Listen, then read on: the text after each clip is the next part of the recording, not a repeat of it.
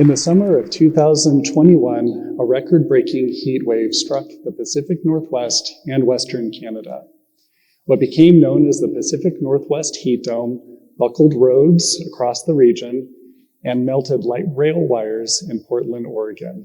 Homes that had been intentionally built with those large windows to capture sunlight on those rainy Pacific Northwest days suddenly turned into ovens, leaving the residents scrambling to cover those windows with tarps or newspapers, cardboard, whatever they could to keep the heat and the sunlight out. In the small town of Lytton, British Columbia, just east of Vancouver, temperatures soared to 121 degrees Fahrenheit.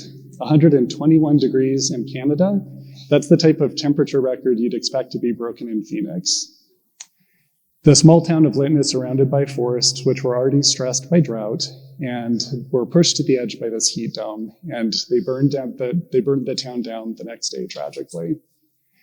The Pacific Northwest Heat Dome, even if you haven't heard of it before, killed 868 people in total across this region.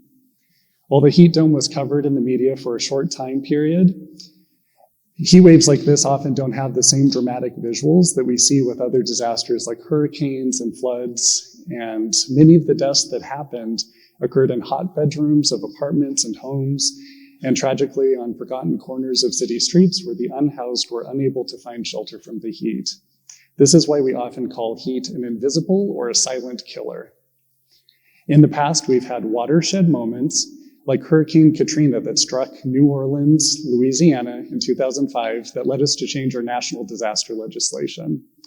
We also had a watershed moment with Superstorm Sandy that struck a few years later the East Coast and supercharged many coastal communities' efforts to do flood planning better. We're now living through what I call a heat shed moment, where our communities are in crisis and we need to address extreme heat as a critical hazard of its own right. We've all just lived through the hottest summer in recorded history, again, and the last 10 years were the hottest decade in recorded history, too. Climate change is fueling the rise in these average temperatures and making extreme heat events like the Pacific Northwest Heat Dome more intense when they occur and happening more widespread in communities across the world more frequently, too. What are these rising temperatures leading to, and what can we do about it? That's what my talk about is today. Extreme heat is the #1 weather-related killer in the United States, not hurricanes, floods, or wildfires, those visually dramatic disasters, but extreme heat itself. Between 2010 and 2019, 500,000 people died globally from heat-related causes, and we know that those numbers are probably dramatic undercounts of what's actually occurring. Scores more are hospitalized every year for heat-related illnesses. Heat also impacts our economies and our livelihoods, particularly for outdoor workers like construction workers or farmers, but also those indoors exposed to hot working conditions like those that work in warehouses. Every year in the United States, we already suffer $100 billion worth of economic losses due to extreme heat, a number that is going to soar to $500 billion by the year 2050 if no action is taken. So the message there is that it's more expensive not to address it than it is to take action and address it. Here's the catch, though. How we plan and design our cities make them hotter and make these impacts much worse than they would normally be through something called the urban heat island effect.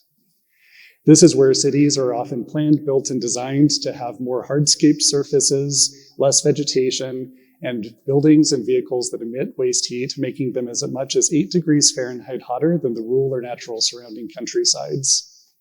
This means that your 90-degree summer day in cities across the United States, but you can imagine New York or Chicago or Los Angeles, are now as much as 98 degrees Fahrenheit, and that 8-degree temperature difference can have a huge impact on our health and on our economies. We also know that these hot spots in urban heat islands are not equally distributed across cities. Higher income neighborhoods often have more vegetation, keeping temperatures cooler, and they often have better maintained homes that are more energy efficient. Lower income neighborhoods often have less vegetation and more hardscape surfaces, which make them physically hotter, and they often have older, poor quality housing that's more expensive to keep cool. This is what we call heat inequity. And we know that heat inequity is a problem across the entire world. Nations in the global south, such as India, have contributed the very least in greenhouse gas emissions per capita that are leading to the rise in climate change. But these same nations are the ones that are experiencing some of the very worst temperature increases across the whole world. Many of these global south nations and communities also have less reliable access to energy and indoor cooling, making the impacts much worse for their populations too. A key challenge with extreme heat, though, is that it just hasn't been a hazard that we've taken seriously until the last couple of years.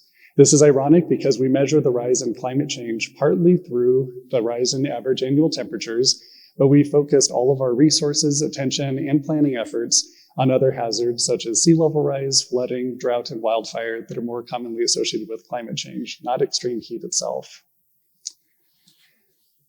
A key challenge with this too is just that since we haven't taken extreme heat seriously, we need to address it, and we need to address it rapidly. So what can we do about these rising temperatures? We need to advance what's called heat resilience. Heat resilience is the idea that we need to better plan, prepare, and respond to these increasing temperatures, and we need to address both contributors to extreme heat, including climate change and the urban heat island effect. And we can do this through heat mitigation, heat management, and heat governance. So with this first idea of heat mitigation, the idea here is that we reduce the temperatures from that urban heat island effect and help cool our cities. We can do this by increasing urban greening through planting more trees, expanding park space using green stormwater infrastructure. We can reduce some of the hardscape surfaces, and when that's not possible, we can look at cool pavement and reflective pavement and coatings for our roof to help reflect some of that heat back into the atmosphere. We can also make our buildings and vehicles more energy efficient, which has two benefits. The first is reducing waste heat, and the second is reducing greenhouse gas emissions causing climate change in the first place, right?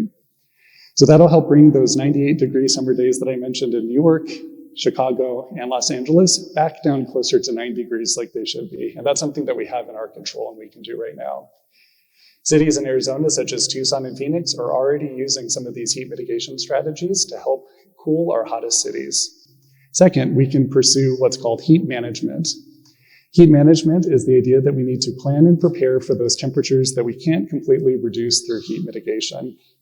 Some of the strategies we can use are increasing our early warning systems and improving them so that everyone has information and access to information about impending heat waves. We can improve public education and awareness so that when heat waves do hit, we can proactively take action to address it. We can enact heat safety labor laws to protect our workers that I mentioned before. And we can operate cooling centers to provide those that may not have access to cool indoor temperatures in their own homes or workplaces, places where they can find respite from the heat. Here in Arizona, our universities have already partnered with our state and local health departments, our cities, nonprofits, and faith-based organizations to strengthen our statewide network of cooling centers. And it's really exciting because in the city of Tucson this summer alone, our cooling centers were visited more than 15,000 times. So that's 15,000 times that our residents in this community were able to access safe, cool indoor spaces that they wouldn't have been able to access otherwise, which is really important. Finally, we need to pursue what's called heat governance. Heat governance is the idea, and the definition is essentially the strategies, processes, and institutions that guide decision-making to mitigate and manage extreme heat. But in simple terms, heat governance is about finding new ways to work together to address this hazard that we haven't really been paying attention to that much before.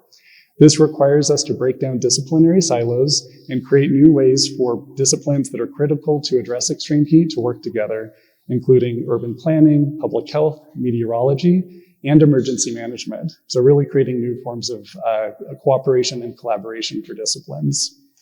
Local communities can adopt heat action plans to lay out their heat mitigation and heat management strategies.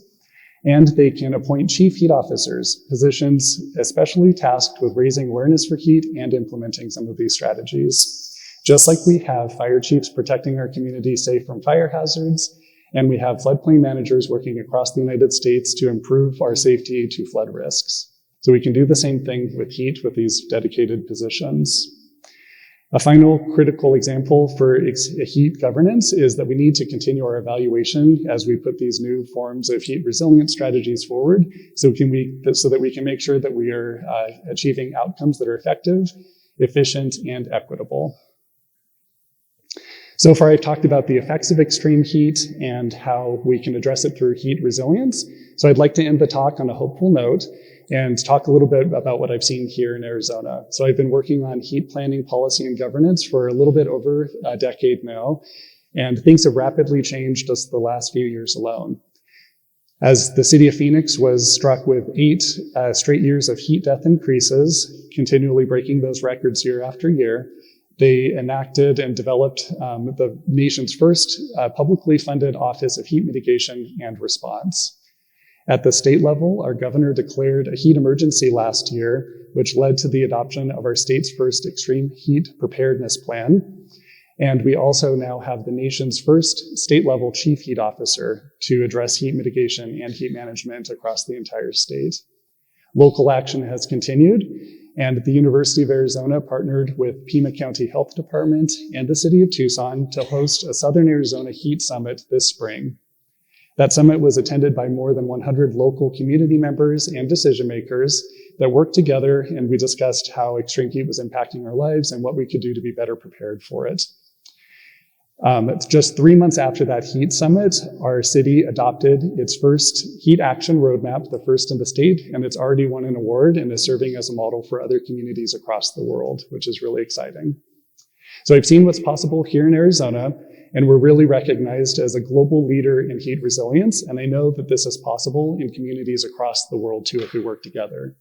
If we work together to build our heat resilience, we can cool our cities through heat mitigation, we can be better prepared and planned to respond to extreme heat events like the Pacific Northwest Heat Dome, and we can create new effective ways of working together through heat governance. We can protect our lives, our livelihoods, and thrive in the face of climate change.